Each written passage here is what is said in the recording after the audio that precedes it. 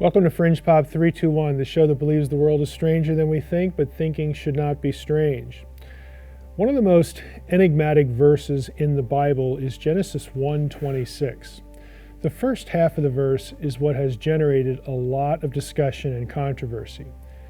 The Bible says, "Let us make humankind in our image, after our likeness." Now, did you notice the plurals? Let us create humankind in our image, after our likeness. Sounds kind of odd, doesn't it? Because Jews and Christians worldwide affirm that this verse has God, the singular God of the Bible, creating humankind. They teach that this is one of the things that makes the Bible unique. Other cultures had gods creating people, but the Bible doesn't. Well, it kind of sounds like in Genesis 1:26 that the Bible is no different. And it's because of the plurals that a lot of people think, at least on the internet, that the Bible has a group of gods creating humanity. And of course, there are your TV shows like Ancient Aliens that say, well, that's true, and those gods were extraterrestrials. So is that what's going on? Does the Bible actually lend credence to the idea that humanity was created by aliens or some group of deities? Well, let's find out. Popular books, movies, television shows, and of course websites insist that the Bible actually teaches humankind was created by a group of gods. They charge that the Genesis account was copied from ancient Near Eastern stories that were written much earlier. And of course those stories have humanity being created by deities, by gods. As I noted earlier, one proof that is put forth for this idea is the wording of Genesis 1:26. Where God says, "Let us make humankind in our image, after our likeness." Now, proponents of this idea point out that the word translated God in that verse, Elohim, is in fact plural. And that's true. That is indeed the case. Hebrew plural nouns end with "im" if they are grammatically masculine. And Elohim, again, can just give you a good idea that, yep, we have a plural noun here. You don't have to have a special knowledge of Hebrew grammar. Just that one point will produce that. So that's true. And with that point, it's easy for people to jump then to Mesopotamian stories about the Anunnaki gods creating humankind on one of their trips to Earth from Nibiru. Now, we've already done episodes on the Anunnaki, essentially how the Anunnaki have been misidentified and misinterpreted as extraterrestrial gods. And we've also done an episode on Nibiru. The Anunnaki are never associated with Nibiru in cuneiform tablets, not even one time. But this is another issue. Elohim is indeed plural, so this deserves a closer look. Now, we're dealing with two arguments here. One is the grammatical nature of the word Elohim as a plural, and the other is the relationship, some kind of relationship anyway, between Genesis 1 and ancient Near Eastern material, texts, that have allegedly humanity being created by a group of deities. Now, while those arguments might sound compelling and coherent to fans of Ancient Aliens and YouTube and late-night talk shows, scholars in the relevant fields actually reject them for good reasons. The two reasons fundamentally are a misunderstanding about what Elohim is doing in this particular passage, and also, believe it or not, the lack of support in Sumerian and Akkadian material for the idea that humanity was created by a group of gods. Let's take the Elohim issue first. Now, many out of the gate would object to the plurals referring to a group of deities in Genesis 1:26 by appealing to the idea of the Trinity. This is sort of the default Christian explanation, and it isn't a very good one. For those of you who don't know, the Trinity is the biblical idea that God is three co-equal persons in one essence. Though the idea that a deity can be more than one person simultaneously is biblical and can also be found in ancient Near Eastern texts that are older than the Bible, it's really not a good argument. It's not what's going on here. The Trinity fails as a rebuttal for a pretty simple reason. If we have God as three persons in one essence, then what we have in Genesis 1:26 is God telling the other two members of the Trinity, who are supposedly co-eternal and co-omniscient, that he plans to create humanity. Now, if all three persons were co-eternal and co-omniscient, there would be no reason for God to inform them of anything, but nevertheless, he does. So the Trinity is really not a good approach. What we have here is a single entity, God, addressing a group. And I would suggest to you that the group are the members of his heavenly host, or divine council, divine assembly. Those are all biblical terms. Think about what the next verse says, Genesis 1:27. It reads, "So God," there's Elohim, "created humankind in his own image. In the image of God, he created him. Male and female, he created them." Genesis 1:27 tells us clearly that only God himself does the creating. And we know this because in Hebrew, all the verbs of creation in that verse are singular. They are grammatically singular in form. The passage also uses a singular pronoun, his own image, when referring to the Elohim who is creating humanity.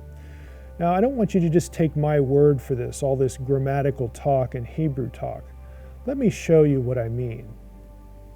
You're looking at Genesis 1:26 and 27 in the English Standard Version, ESV. Each word of this English translation has been hand-linked to the original Hebrew of the Hebrew Bible. At the bottom of the screen are rows of information about each word. I'm going to click on the word God in verse 26. You'll notice that one of the columns below is now highlighted. It tells us the Hebrew word translated God in English is Elohim. Now I'll click on God in verse 27. You can see it's the same Hebrew word, Elohim. Notice that one of the information lines is called the morph line. Morph stands for morphology, which refers to information about the word's grammatical gender and number. Elohim is a masculine plural noun. But while the noun Elohim is plural in form, that doesn't mean it has a plural meaning. Form and meaning, semantics, are different. It's easy to illustrate this in English. Here's the word deer. Does the word mean one or more than one deer? You can't tell until I put it in a sentence, until I give it a grammatical context by pairing it with either a singular verb, the deer is in the field, or a plural verb, the deer are in the field. The verb makes all the difference, though the form of the word deer never changes. That's the way the Hebrew word Elohim works. It has to be put into a sentence to discern the meaning apart from the form of the word. Elohim can mean gods or God, depending on the verb form, and other grammatical clues. Let's look at verse 27 again. If I click on the verb that goes with God, Elohim, and check its form below, you can see that part of the word's grammatical form is that it's singular, not plural. So Elohim here is a singular deity, which is why the ESV has it translated the way it does, God. The other verbs in the same verse that describe God's creation of humanity are also singular, as you can see when I click on them and check the word information, like so, and like so. The verbs are singular. Genesis 1:27 therefore does not teach that humanity was created by a group of gods. The Elohim doing the creating is alone. It's one God. There's one other grammatical proof that we have only one Elohim here. The suffixed pronoun that goes with image. It's his own image. If I click on that and then check the word information, that's singular too. You might wonder, well, what about other verses in the Bible besides this one? Maybe the Bible has a group of gods creating humans somewhere else. The answer is that it doesn't. Whenever the Bible describes humanity's creation, the verbs of creation are singular, not plural. I can show you that's the case very quickly. Here's a scholarly search in the Hebrew text for Elohim as subject of plural verbs of creating. I won't bother explaining the entire search structure, just look at the right. We're searching for the grammatical subject noun Elohim when it's the subject of verbs of creation. We've specified that we're looking for where Elohim is the subject of a plural verb of creation. You can see that we're looking for plurals with the verb bara, to create, asa, to make, bana, to build, and yatsar, to form or fashion. Lastly, we want the thing created, the object of the verbs, to be Adam, the Hebrew word for humankind. We're searching through the entire Hebrew Bible, all passages in the Anderson-Forbes database of the Hebrew Bible. We'll click and see the results. There isn't a single result. There isn't a single instance in the entire Hebrew Bible that has a group of gods creating humans. If you've heard that idea somewhere, it's completely false. Now that we know there's only one speaker, what's up with the plurals? What we have is a single entity, again, God addressing a group, the members of his heavenly host, the divine council. It's like me going into a room of friends and saying, hey, let us, or let's go get some pizza. I'm the one speaking. There's only one of me, and the group is hearing what I say. It should be sort of elementary to understand what's going on. Let's move on, though, to the other major problem with saying that the Bible borrows material from the ancient Near Eastern world that has plural deities or groups of deities creating humankind. This is a common argument made on shows like Ancient Aliens, and of course they want to link that idea to extraterrestrials. The Sumerian and Akkadian texts that Ancient Aliens and other shows say are older and that teach this idea that humankind was created by a group of deities or gods, those texts don't even have humanity created by a group of gods. In other words, not only is the idea absent in the biblical text, believe it or not, it's actually absent in the Sumerian and Akkadian material too. But again, don't take my word for it. Let me show you the texts. You are looking at an anthology of ancient Near Eastern texts translated into English, the Context of Scripture, Volume 1 of 3 volumes. This 3-volume set is the leading anthology for reading ancient Sumerian, Akkadian, Babylonian, Ugaritic, Hittite, and Egyptian texts in English available today. It's a major scholarly resource. What I want to show you today is two things. One, ancient Sumerian texts do not always have humanity created by deities from blood and clay, as many ancient aliens theorists claim. And two, even when ancient Mesopotamian texts have humanity being created from the blood of a god, it's one God who does the creating, not a group, and not the Anunnaki. At best, the Anunnaki are spectators. They do no creating. Let's look first at what is arguably the oldest creation story from Sumer, the Song of the Hoe. This text has a single deity, Enlil, growing humans in a garden. That is, it uses a planting or garden metaphor for human creation. Look at what it says. Then Enlil praised his hoe wrought in gold with a top inlaid with lapis lazuli, his hoe whose blade was tied to the handle with a string, which was adorned with silver and gold, whose blade was like a battering ram standing up against a wall. The Lord evaluated the hoe. Then we get to the creation of humans a bit later. Here, where the flesh sprouts, he set up his very hoe to work. He had it place the first model of mankind in the brick mold, and according to this model, his people started to break through the soil towards Enlil, and he looked approvingly at his black-headed people. Now the Anuna gods stepped up to him. They wanted to demand the black-headed people from him. Did you catch that? There's a garden where flesh sprouts, and people started to break through the soil towards Enlil. The Anunnaki show up, the Anuna gods, but they aren't the creators. They actually want Enlil's crop for their own.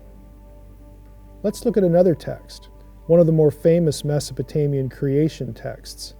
Enuma Elish, specifically Tablet 6, is where we get the story of human creation.